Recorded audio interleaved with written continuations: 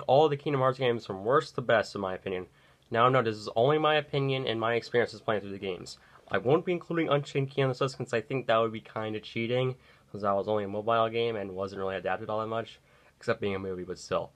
Now, what's the worst game in the series? Now, this is the only game I could consider to be bad, and that goes to Recoded. This game is just awful. I'll admit, the one thing I do like about this game is that I'll fully admit, I do like how it does take a lot of risk with the gameplay. Like, it's basically, like, there's a lot of different styles in the gameplay, which I'll fully admit, that's kind of interesting, but that doesn't really help its case, really, in a lot of situations. It's a very bad game, in my opinion. The story is awful, really. It has easily the worst plot in the franchise, and it's just so boring. Also, you don't even control a Sora in this game. You just play as Data Sora, who somehow has emotions. It's just weird, in my opinion, and it's easily a game that you can skip over. The only thing important about this game is that it tells you that Sora has a connection to Aqua Terra and Ventus, which if you played Birth by Sleep, which you likely did before playing this game, you already knew that. And that tells us that Xehanort is coming back or something. I'm thinking like at the end of a Marvel movie, where Xehanort will come back in Kingdom Hearts 3, definitely going to come back in 14 years. But still, this game is just boring, and I would never want to play this game ever again, in my opinion. Number 8, Kingdom Hearts Chain of Memories. I actually like this game. For one, it actually has one of the best stories in my opinion, and I do like how it's basically that of a thinking man's hack and slash, how you have to think about it. It's sort of like what happened if a Yu-Gi-Oh!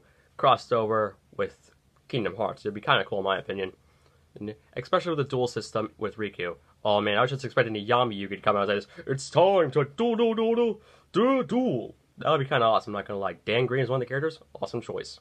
The story is really cool. I like how, it was Sora, it's all about his memories, but with Riku, it's about his darkness, and I like how, even though they both use card mechanics, they both play differently, like how Riku mainly just uses attack cards, and he only has one companion out the game, but still, this game is just, well, it's basically that of a retread of the first game, and I can kind of understand it from Sora's side.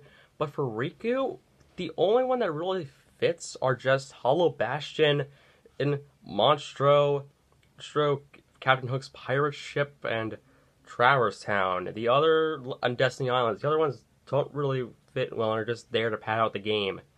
But I still really like this game, and I think it's at least a 7 out of 10.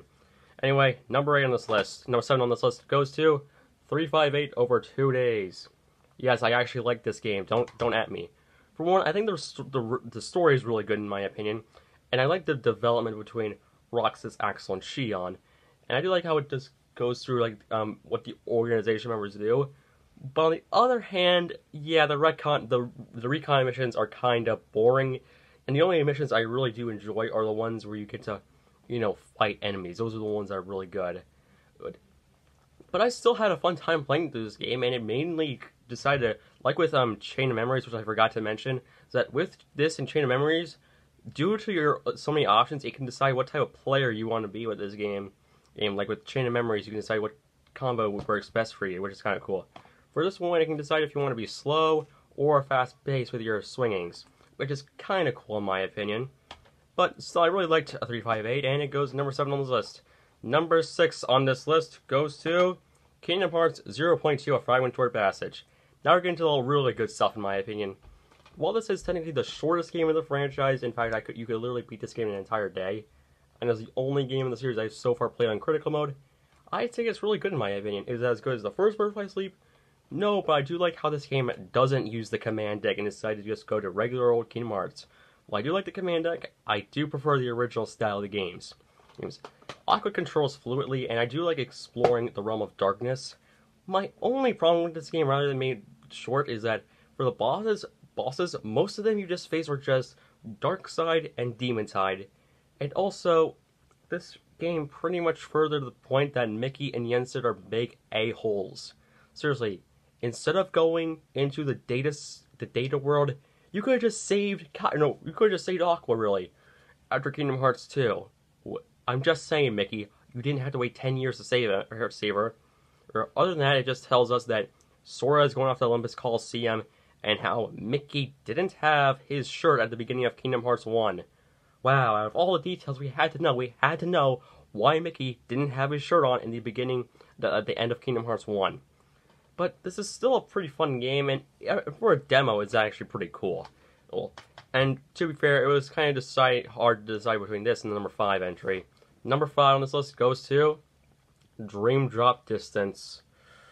Okay, in terms of gameplay, this is a really fun game, but man, does that story get complicated. Like, seriously, they had time travel and dream travel. And I honestly don't understand how dream travel works in this game, especially at the end. So, wait, does that mean that Lee, Mickey, Donald, and Goofy also went into Sora's Dream to free him? I don't know, this is confusing! Dear God, Tetsuya Minoru, you really want us to think hard and make our brains break. But still, the command style from Birth by Sleep does work good in my opinion, and Flow Motion feels fluid and fast-paced. I just replayed this game, and I thought it was a lot of fun in my opinion. But I will admit, I really wish we could have worked alongside with other characters instead of just discount Pokemon. Seriously, that's what the Dream Eaters are, they're just discount Pokemon. But I still had a fun time with this game. Number 4 on this list, the original Kingdom Hearts. Yeah, other than a few of them, I don't own their original copy. I just own them on the remakes. The original Kingdom Hearts still holds up in my opinion. Now, it is very hard in my opinion. It's easily probably the hardest game in the franchise. But still. I'll admit, some of the bosses are pretty good. Some of my favorites include Road Ansem, Riku Ansem, Chernabog, and Captain Hook. Those are really good bosses in my opinion. But man, it has a lot of stinkers like Ursula, Trickmaster, and some other bosses. I think the story in this game is actually really good, and like with Birth by Sleep, it's the only one where you can be like, okay, I can understand this game without playing any of the other games. Well, with Birth by Sleep a little bit, you need to play a little bit of the other games, but still. Well, I had a blast with Kingdom Hearts 1, and I think it still holds up in my opinion. And number 3, Birth by Sleep.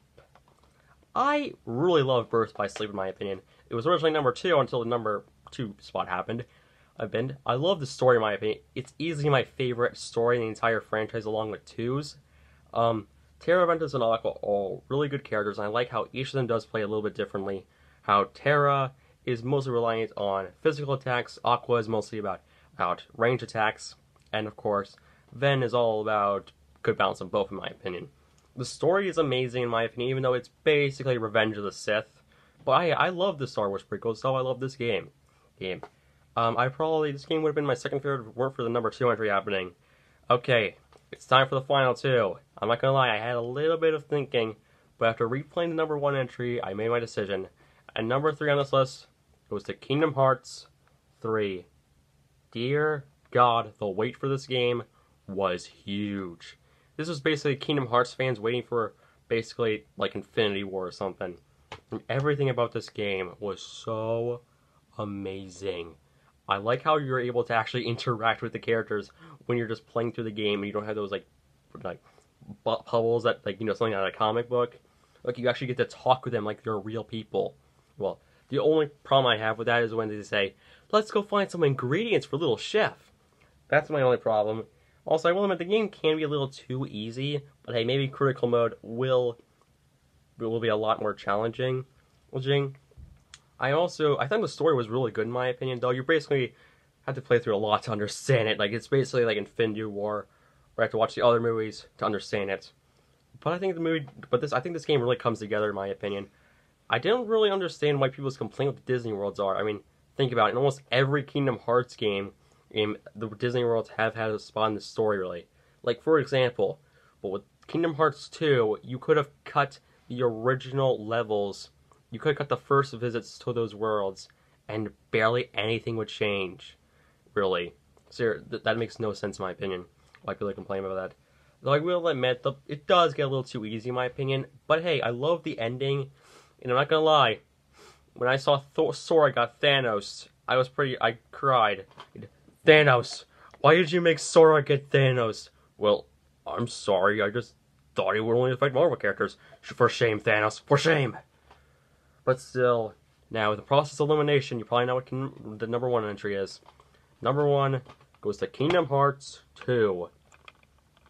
Where can I begin with this game? I love it in my opinion. This game is a masterpiece and is one of my top 6 favorite games of all time. I absolutely adore this game to bits and pieces. Sure, yes, the first 3-hour prologue can get a little tedious after a while, but hey, I do think it does get a lot better after Sora finally comes out of the closet. Hey, oh wait, now people are gonna call me homophobic. Oh gee, everything I say is now taken literally. People can't take a joke. Seriously, why can't people just take a joke these days? I don't know. But still, the combat has been better than ever. I love the story, in my opinion. It's one of my favorite, along with Birth by Sleep. Everything about this game is just one of those games where if I'm in a bad mood or having a bad day, I can pop this game in and enjoy myself throughout it. This game is a masterpiece when it comes to its bosses. There's only 2 bad ones, Genie Jafar and Demyx. But other than that, this game just gave me an experience of a lifetime, and I would honestly adore this game. I'm really glad I got into this series if it meant to play this. In fact, this game could have been the finale to the franchise, in my opinion. Don't get me wrong. As much as I love 3, in my opinion, I really love 3 and other games, I think Kingdom Hearts 2 would have been a perfect note to end the series off. But if it didn't, I wouldn't have games like Birth by Sleep or Kingdom Hearts 3, 2 games I love to death, and I would play them a lot. So, I guess it was a good thing we got to continue the series. But it was also kind of a bad thing since we got this piece of crap. There we go, that's what I think of Kingdom Hearts Recoded. Anyway, that's the list. Post what you think down in the comments section below. In fact, rank the games from best to worst in your opinion. See y'all later, and bye.